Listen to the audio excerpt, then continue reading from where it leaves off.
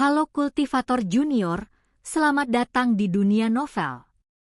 Mari kita lanjutkan kultivasi kita di Martial God Asura. Bab 6673 Prasasti Batu Kuno. Seberapapun berbakatnya seseorang, jika mereka menjadi musuh sekte penjara saya, mereka pantas mati. Saat itu, Jie Tianran mengirim pesan bahwa fenomena aneh yang menggantung di atas sungai garis darah berkaitan dengan Chu Feng. Dia mengatakan bahwa Chu Feng pasti akan datang, dan sekte penjara kita harus mengerahkan segala upaya untuk menyergapnya. Aku berharap Chu Feng tidak datang. Sekarang, aku harap dia segera datang agar aku bisa memelaskan dendam Yunao sendiri. Chang Li menggertakkan giginya lalu menyampaikan pesan dari Jie Tianran kepada Dongfang Hansong, memberitahukannya detail tentang penyergapan mereka terhadap Chu Feng dan pengaktifan karunia Dewa Penjara yang akan segera mereka lakukan. Jika informasi Jie Tianran dapat dipercaya, ini memang kesempatan bagus untuk membunuh Chu Feng. Jadi, Tuan, bagaimana perkembangan proses kebangkitan benda suci itu? Saya bekerja untuk senior dan tidak dapat berpartisipasi dalam kebangkitan benda suci tersebut. Bagaimana sikap orang dewasa terhadap hal ini? Dongfang Hansong tiba-tiba merasa sedikit khawatir tentang sikap pihak netral lainnya terhadapnya. Jangan khawatir, mereka tahu kamu pergi melakukan sesuatu untukku dan mereka tidak menyalahkanmu. Selain itu, karena Anda tidak ikut serta dalam mengaktifkan benda suci tersebut, dapat dikatakan Anda telah mengubah kemalangan menjadi berkah. Chang Li kemudian memberitahukan kepadanya situasi terkini dan harapan pihak netral terhadap Dongfang Hansong. Mendengar hal itu, Dongfang Hansong sangat gembira. Hansong pasti akan memenuhi harapan keenam tuan besar itu. Di pihak Chu Feng, terlepas dari kompleksitas pembentukannya, dengan bantuan sekelompok ahli spiritualis roh dunia, formasi tersebut berhasil diselesaikan hanya 1 jam setelah memasuki terowongan teleportasi tanah rahasia 9 surga. Melihat formasi lengkapnya, semua orang bisa merasakan kekuatannya lebih lagi. Semua spiritualis roh dunia yang terlibat merasakan kebanggaan yang muncul dari lubuk hati mereka. Bagaimana kita bisa sampai secepat ini? Apakah kita menggunakan metode teleportasi terdekat? Namun, kelompok spiritualis roh dunia itu segera tampak bingung. Mereka semua menyadari bahwa mereka akan segera keluar dari terowongan teleportasi, meskipun mereka telah mengatur formasi sesuai perintah Chu Feng sejak awal perjalanan. Mereka juga tahu bahwa mereka belum lama berada di dalam terowongan teleportasi. Bagaimana mungkin mereka bisa keluar secepat ini? Hadirin sekalian, apa yang akan Anda saksikan adalah wujud sebenarnya dari tanah rahasia 9 surga. Chu Feng berpidato di hadapan kerumunan. Penampakan sebenarnya dari tanah rahasia 9 surga? Setelah mendengar itu, kakek Ling Xiao dan yang lainnya menunjukkan keterkejutan, tetapi juga antisipasi. Sebelumnya, Chu Feng tidak ingin terlalu banyak orang mengetahui tentang tanah rahasia 9 surga. Namun kini, kuasa zaman dewa sedang dinyatakan, dan lokasi tempat anggota keluarga itu ditahan telah terungkap. Chu Feng memiliki firasat bahwa waktunya di dunia bela diri ini sudah terbatas. Karena orang luar toh tidak bisa memasuki tanah rahasia 9 surga, lebih baik memberitahu semua orang daripada merahasiakannya selamanya. Terutama kakek Ling Xiao dan yang lainnya, ketika mereka mengetahui bahwa tanah rahasia 9 surga memiliki susunan teleportasi yang begitu kuat, dan bahwa Chu Feng telah menguasainya.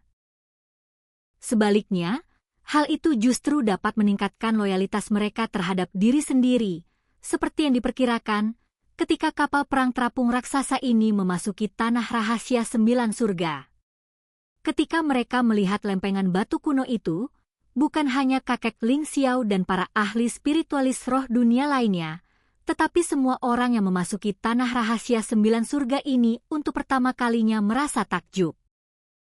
Mereka tidak hanya takjub dengan tanah rahasia 9 surga itu sendiri, Yang lebih membuatku takjub adalah 3 tablet batu itu. Karena prasasti batu kuno telah rusak, prasasti batu kontemporer hanya memuat nama Chu Feng. Jadi, pada kenyataannya, perhatian semua orang tertuju pada tablet batu kuno itu. Prasasti batu kuno itu memuat nama 6 orang. Pertama adalah King Jiu, kedua namanya tidak jelas, dan orang ini tampaknya sengaja menyembunyikan identitasnya. Ketiga Song Xuan, keempat seperti yang kedua juga menyembunyikan namanya sendiri, keenam penguasa 9 surga, keenam Zhongli Bahuang. Tuan Muda Chu Feng, apakah nama-nama di lempengan batu ini mewakili orang-orang yang telah menguasai kekuatan tanah rahasia 9 surga? Kakek Ling Xiao langsung bertanya. Ya, seharusnya begitu, Chu Feng mengangguk. Ya Tuhan, kakek Ling Xiao sangat terkejut.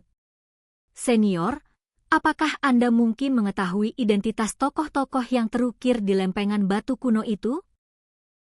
Melihat tatapan orang lain tertuju pada lempengan batu kuno itu, penuh dengan seruan, Chu Feng tak kuasa menahan diri untuk bertanya.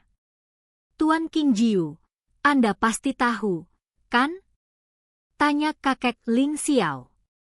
Aku tahu, Kaisar Roh Dunia, aku juga menerima sebagian dari warisan Kaisar Roh Dunia, kata Chu Feng. Lalu bagaimana dengan para cendekiawan di masa-masa sulit? Kakek Ling Xiao bertanya lagi. Aku tahu, Chu Feng mengangguk lagi. Ada klaim yang belum terkonfirmasi bahwa nama asli cendekiawan di masa-masa sulit itu adalah Song Xuan, kata kakek Ling Xiao. Jadi begitu, Chu Feng menganggap pernyataan itu benar, lagi pula, dia pernah bertemu para cendekiawan di masa-masa sulit, kemampuan orang itu memang tak terukur, mencapai tingkat yang sangat tinggi. Bagaimana dengan yang lainnya? Chu Feng bertanya lagi. Aku belum pernah mendengar tentang yang lain, dan sepertinya tidak ada peninggalan atau harta karun yang terkait dengan mereka yang pernah muncul. Namun, ada kemungkinan untuk muncul di lempengan batu ini bersama dengan Kaisar Roh Dunia. Mereka semua pasti tokoh-tokoh yang sangat berpengaruh dari zaman kuno. Itulah yang dikatakan kakek Ling Xiao. Senior, prasasti batu kontemporer itu hanya mencantumkan nama kakak tertua saya. Tingkat apa yang diwakili oleh prasasti itu? Xiao Yuer bertanya sambil tersenyum. Nona Xiao Yuer, apakah itu bahkan sebuah pertanyaan? Tuan Muda Chu Feng sebanding dengan tokoh-tokoh besar di zaman kuno. Dia adalah satu-satunya orang seperti dia di dunia ini. Setelah mendengar kata-kata kakek Ling Xiao, semua orang secara naluriah menatap Chu Feng. Mata mereka dipenuhi bukan hanya rasa hormat tetapi juga kekaguman. Hei, Pak Tua, bagaimana perbandingan saudaraku Chu Feng dengan Jie Tianran? Fei bertanya sambil menyeringai. Jie Tianran? Jangan dibahas sama sekali, orang itu penuh omong kosong, kata kakek Ling Xiao. Mendengar itu, semua orang langsung tertawa terbahak-bahak. Karena kakek Ling Xiao biasanya berbicara dengan cara yang cukup tenang dan terkendali. Dia bahkan mengkritik Jie Tianran, yang menunjukkan betapa banyak orang tidak menyukai Jie Tianran akhir-akhir ini. Setelah berhenti sejenak, Chu Feng melanjutkan perjalanannya dengan tanah rahasia 9 surga sebagai titik transit.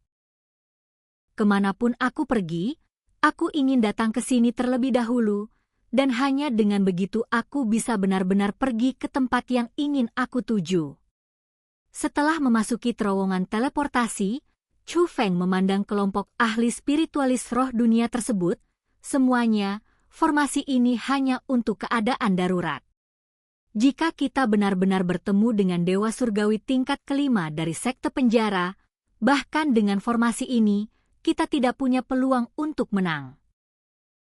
Oleh karena itu, saya membutuhkan bantuan Anda untuk membuat formasi tersembunyi yang dapat mengecoh para dewa surgawi dan spiritualis roh dunia naga surgawi, serta formasi teleportasi untuk mencegah kejadian tak terduga. Selanjutnya, di bawah komando Chu Feng, semua orang mulai membentuk formasi penyembunyian dan teleportasi, meskipun kedua formasi ini membutuhkan keterampilan yang tinggi untuk disiapkan, namun relatif sederhana bagi Chu Feng dan kelompok ahli spiritualis roh dunia.